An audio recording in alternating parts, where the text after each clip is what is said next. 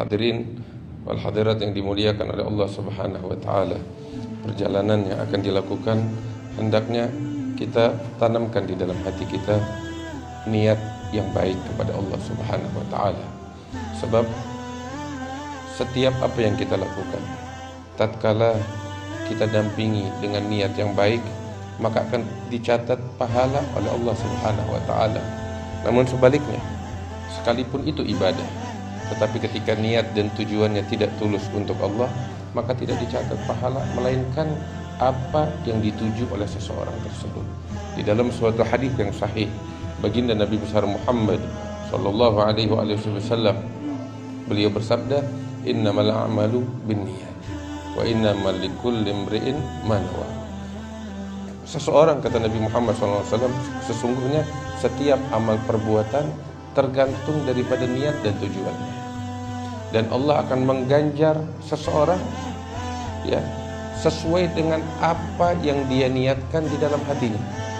Sehingga baginda Nabi besar Muhammad SAW memberikan suatu contoh kasus, yaitu perjalanan yang panjang yang ditempuh oleh para sahabat Rasulullah SAW, yang ini merupakan ibadah secara bentuk fisiknya, yaitu berhijrah dari kota Mekah ke kota Madinah. Mereka berjuang di jalan Allah Subhanahu wa taala. Mereka berhijrah dari Mekah ke Madinah dengan membawa agama mereka.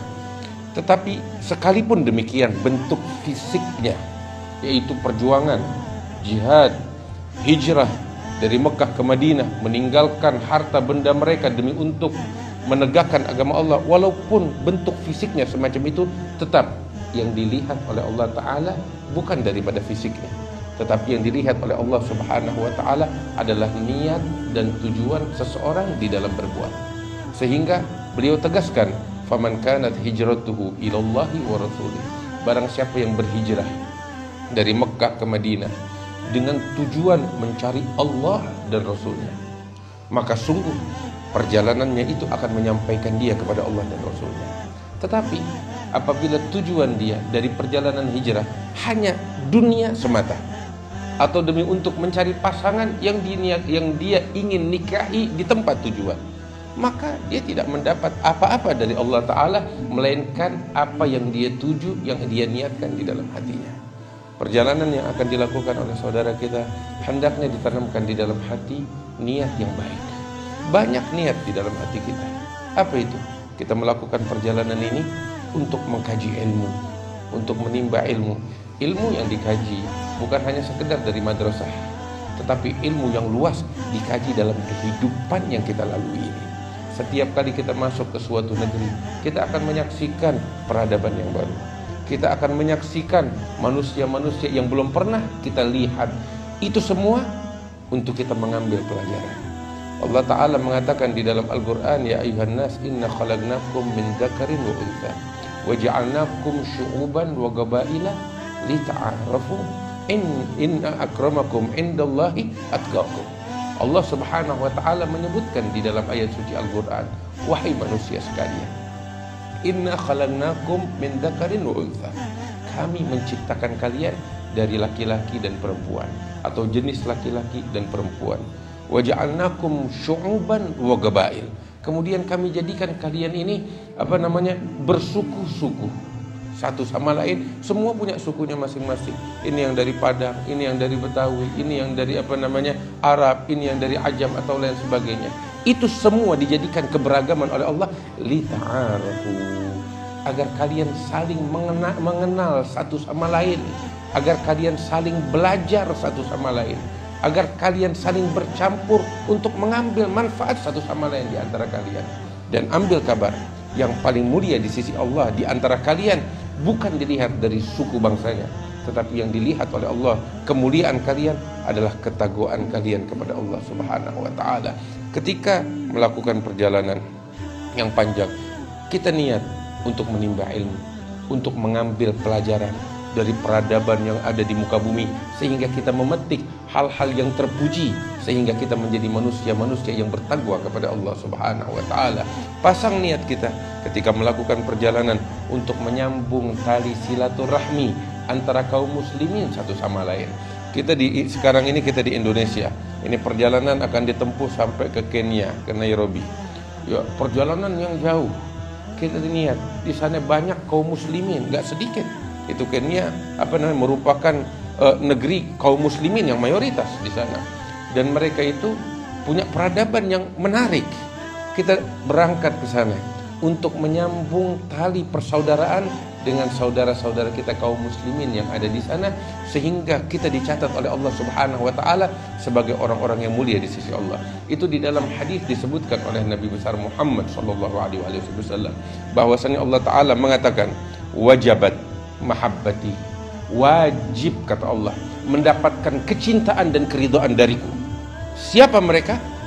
Orang-orang yang saling bersaudara karena Allah, yang saling mencintai karena Allah, yang saling berkunjung satu sama lain karena Allah Subhanahu wa taala. Lihat, ini perjalanan ditempuh begitu jauh untuk mengunjungi kaum muslimin di belahan bumi yang lain. Perjalanan yang semacam ini pada hakikatnya adalah perjalanan menuju kepada cinta dan keridhaan dari Allah Subhanahu wa taala. Sebab tiada lain, niatnya dari awal sudah bagus untuk menjalin persaudaraan. Sampai ketika ditanya, kamu keluar untuk apa? Mencari dunia? Tidak. Kenapa kamu keluar? Itu sampai disebutkan dalam riwayat, Allah mengutus malaikat menjelma sebagai manusia. Ini Nabi cerita, mengutus malaikat menjelma sebagai manusia untuk mendampingi seorang laki-laki yang saat itu menempuh perjalanan panjang ke belahan bumi yang lain untuk bersilaturahmi kepada saudaranya seiman, seagama. Dikirim malaikat oleh Allah menjelma sebagai manusia. Di perjalanan, malaikat yang menjelma sebagai manusia ini duduk di samping orang ini sambil berbincang-bincang.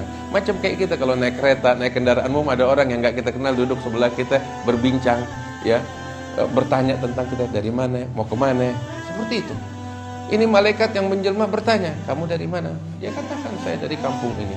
Mau pergi kemana? Pergi ke kampung yang di sana. Wah, jauh sekali. Apa yang kamu lakukan di sana? Enggak, saya enggak punya tujuan apa-apa, melainkan saya ingin mengunjungi saudara saya yang seiman, seagama, seorang muslim. Kamu enggak ada tujuan selain itu? Iya, sama sekali. Enggak ada urusan dunia, enggak ada. Enggak ada urusan harta, enggak ada. Urusan politik, enggak ada. Apa yang kamu lakukan di sana? Enggak ada. Melainkan aku rindu kepada saudaraku kaum muslimin yang ada di sana. Maka mendengar itu malaikat bilang, ketahuilah, aku ini bukanlah manusia, aku adalah malaikat yang diutus oleh Allah Ta'ala menjelma sebagai manusia untuk memberikan kabar gembira kepada kamu dari Allah Subhanahu wa Ta'ala, karena kamu keluar dari rumahmu tiada lain untuk menyambung tali silaturahmi dengan saudara seiman, seagama. Ini adalah hal yang sangat dimuliakan oleh Allah, dan ambil kabar gembira bahwasanya Allah cinta dan ridha kepada kamu. Hadirin yang dimuliakan oleh Allah, lihat hal semacam ini, hal-hal yang kita lakukan ini, perjalanan semacam ini, kita bisa meraih pahala besar dari Allah Subhanahu wa Ta'ala. Ketika kita bertujuan menuntut ilmu, Nabi SAW beliau katakan di dalam hadisnya, man salaka tariqan yaltamisu fihi ilman salakallahu lahu tariqan ila jannah. Barang siapa yang berjalan, menempuh perjalanan demi untuk belajar, demi untuk menuntut ilmu, maka pada hakikatnya dia menempuh jalan menuju surga Allah Subhanahu wa Ta'ala. Kemudian tadi disebutkan perjalanan sekitar 3 tahun lebih kurang. 3 tahun berlalu dengan cepat, ya, 3 tahun berlalu dengan cepat, dan berapa banyak pelajaran yang bisa dipetik dari pengajar perjalanan ini. Mudah-mudahan Allah berikan perlindungan, Allah jaga, Allah berikan perhatian besarnya kepada Mas Manto dan istri beliau, sepupu kami, yang mudah-mudahan insya Allah perjalanan ini penuh dengan keberkahan. Pergi dijaga oleh Allah, pulang pun dengan membawa keberkahan yang besar dari Allah Subhanahu wa Ta'ala di dunia dan di akhirat. Mudah-mudahan Allah Subhanahu wa Ta'ala membahagiakan mereka, rumah tangga mereka, keluarga mereka dijadikan sebagai rumah tangga yang dibanggakan oleh baginda Nabi besar Muhammad sallallahu alaihi wasallam, ya rabbal alamin. Ini sedikit yang bisa saya sampaikan, mudah-mudahan bermanfaat. Wassallallahu ala sayyidina Muhammad wa alihi wasallam. Walhamdulillahirabbil alamin. Assalamualaikum warahmatullahi wabarakatuh.